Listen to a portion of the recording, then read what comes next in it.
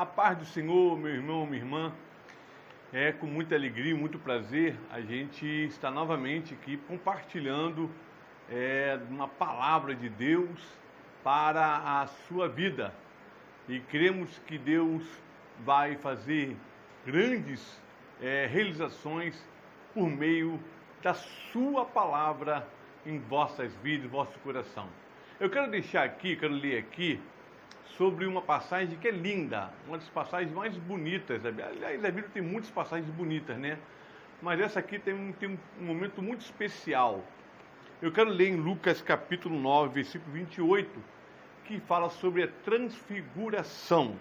Eu vou ler aqui 9, 28, vou ler até o versículo 31. E aconteceu que quase 8 dias depois dessas palavras, tomou consigo a Pedro, a João e a Tiago, e subiu ao monte orar. E estando ele orando, transfigurou-se a aparência do seu rosto, e suas vestes foram brancas e muito resplandecentes. E eis que estava falando com ele 2 varões, que eram Moisés e Elias, os quais apareceram com glória e falavam da sua morte, a qual havia de cumprir-se em Jerusalém. Bem, o autor aqui destaca 8 dias e no Evangelho de Mateus fala 7 dias. E por causa dessa questão de botar 8 ou 7 dias, muitas pessoas têm vontade de dizer que a Bíblia é contraditória, tem contradições, tem erros. Mas, se pensarmos bem, Lucas deve estar se referindo 8 dias a partir do dia que Jesus falou. Já Mateus, ele fala do dia após Jesus falar. Então, é uma questão de contagem de tempo. Mas o que temos que ter aqui é que o fato em si, ele é um fato histórico, ele aconteceu. E Lucas, ele fala que aconteceu quase 8 dias depois. Que palavras são essas? Depois dessas palavras. De que Lucas está falando? Não somente Lucas, mas também Marcos e também Mateus.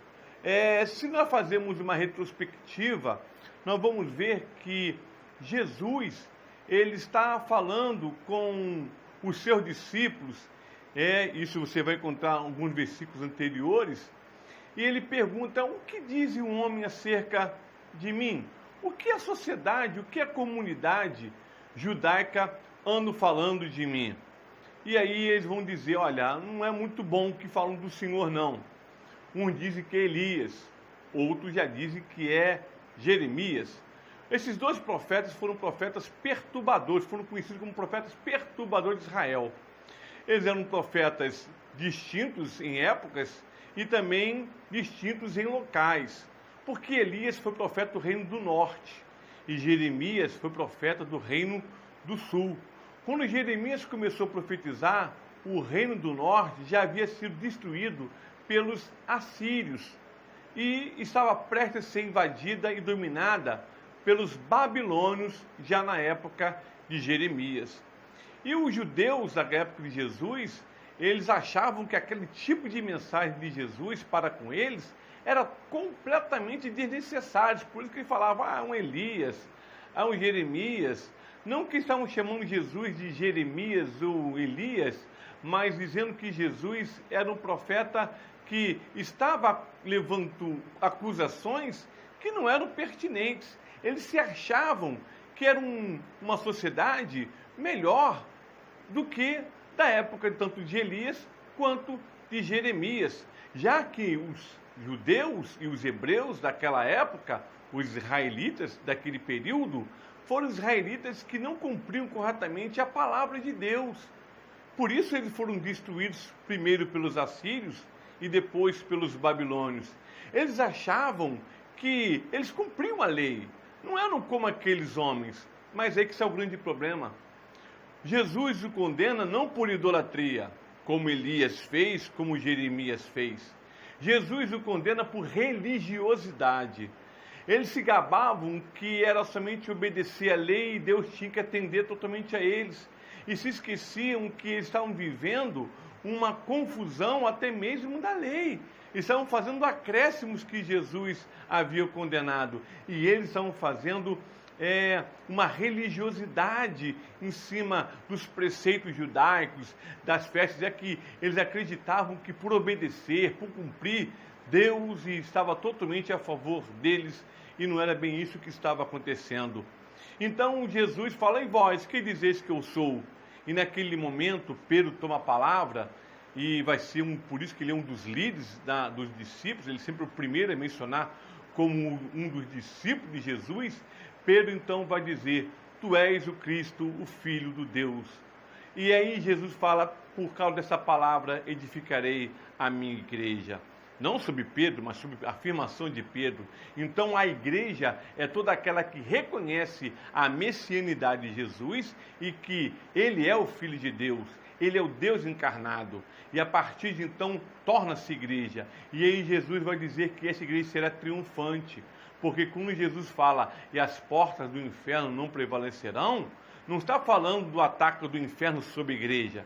Muitas pessoas falam isso, mas não é isso que Jesus está dizendo. É o contrário, porque porta é arma de defesa e não de ataque. Então Jesus está dizendo que a igreja, ela vai levantar-se contra o inferno e ela vai vencer todas as intenções de o inferno impedir o progresso. Como a igreja faz isso? Através da pregação poderosa da palavra de Deus.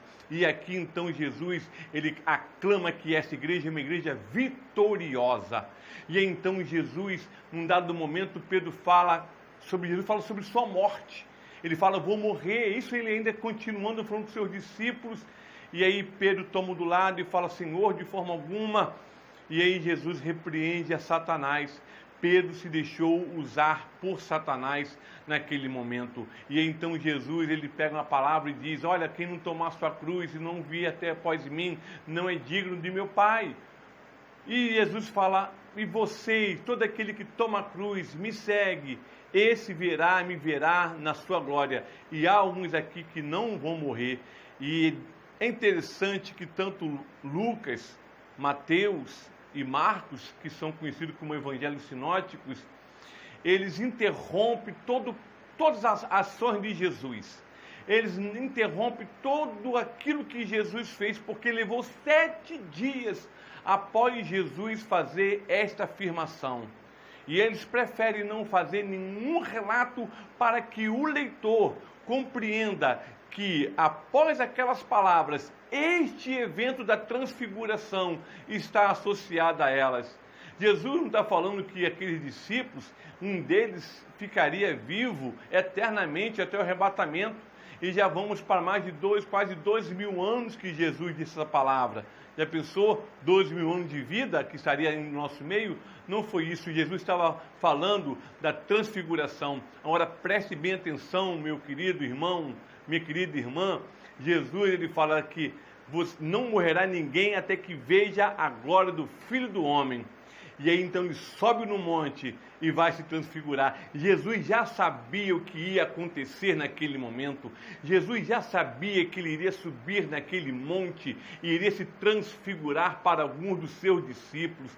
Jesus já sabia que aquele evento estava prestes a acontecer. Jesus já sabia que aquela majestade de Deus sobre ele iria acontecer. Então Jesus, ele ali entende, compreende que Deus está para revelar um pouco da glória de Deus, um instante da glória do Senhor Jesus que há de receber no futuro, no meio de toda a humanidade. E então Jesus leva aqueles 3 discípulos, sobe nesse monte, Monte Talbor, Monte Hermon, não sabemos qual monte.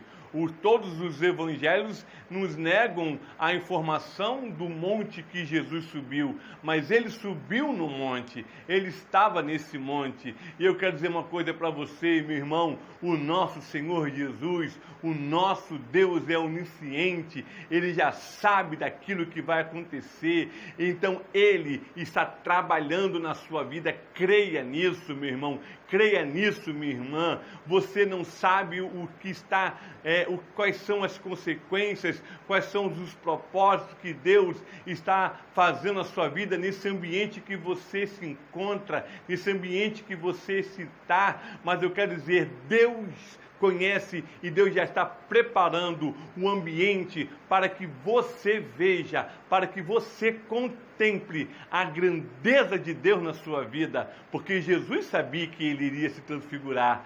Então quer dizer que nada do plano, daquilo que Deus faz, Deus não está conhecendo, Deus não é pego de surpresa, Deus não é surpreendido, Deus não viu o momento, vamos fazer, já que a situação está agora, vamos fazer isso. Não, Deus não é momentâneo, Deus sabe de todas as coisas, e por Ele sabe planejar as situações das nossas vidas para o melhor, para cada um de nós. Louvado seja o nome do Senhor. E aí Ele sobe naquele monte. Eu quero que você suba também neste monte, porque Deus, Ele vai mostrar que vale a pena segui-lo, vale a pena servi-lo, vale a pena, ainda que a gente não veja, não tivéssemos contemplado. Eu gostaria de estar muito naquele monte, eu creio que você também gostaria de estar, mas eu quero dizer que Jesus está revelando que vale a pena, porque há uma glória a se revelar no futuro, e Ele já começou a manifestar isso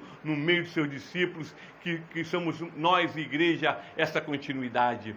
E então Jesus, Ele está ali manifestando aquele momento precioso na vida daqueles discípulos. E é interessante ali que quando estavam olhando para aquele lugar, ali está presente tanto Moisés quanto Elias. Que coisa maravilhosa. O que é em comum entre os dois? Todos os dois eram profetas. Mas o que é em comum é que todos esses dois profetas, eles viveram em tempo também distante um do outro, muito distante um do outro, muitos anos um do outro, muitos séculos um do outro. Elias viveu quase 500 ou mais anos depois de Moisés. Mas esses dois profetas, eles estiveram no Monte Horebe. Motivos distintos, é claro. Moisés subiu para receber a lei, e Elias sobe para reivindicar de Deus a condição da nação de Israel. E Deus ali o repreende. Deus repreende a atitude de Elias. Mas aqui agora esses dois homens se encontram no monte, não mais no Monte Horebe, mas no monte da glória do Senhor Jesus, no monte da transfiguração. Eles agora estão tendo a oportunidade de participar, de ver aquilo tudo que eles também cooperaram com o seu ministério, cooperaram na sua vida, cooperaram obedecendo, servindo ao seu Deus.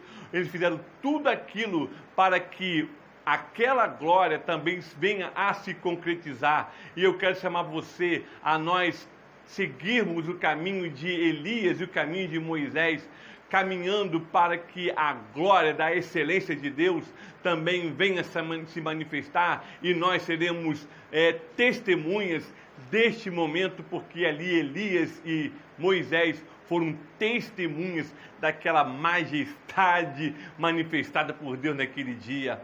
E naquele momento há uma cura também naqueles dois homens. Veja você que mesmo depois de morto, Deus estava curando Moisés.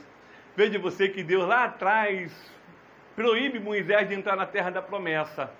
Moisés vai até orar, mas Deus fala: não toque mais nesse assunto, senão você verá meu apartamento, vou me apartar de ti. E agora, por Cristo Jesus, Moisés toca na terra da promessa. Temos também ali Elias, que foge. Elias, ele foge, se esconde por Jezabel. Mas agora Elias está ali confortando Jesus. Ele está aprendendo a confortar, a motivar, a incentivar aquele que quase desistiu de tudo, que foge de Jezabel depois de grandes maravilhas Deus feito por ele. Ele agora está ali confortando Jesus para o que está por vir. Eu quero dizer para você, meu irmão, que Deus, ele nos cura de forma extraordinária. Deus nos liberta de forma poderosa e milagrosa. Agora Deus está permitindo Moisés ver a terra da promessa.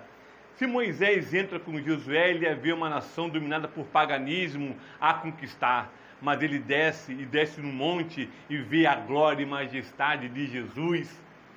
E depois Elias, que vai no Monte Horebe e fala: Senhor, teu povo te abandonou.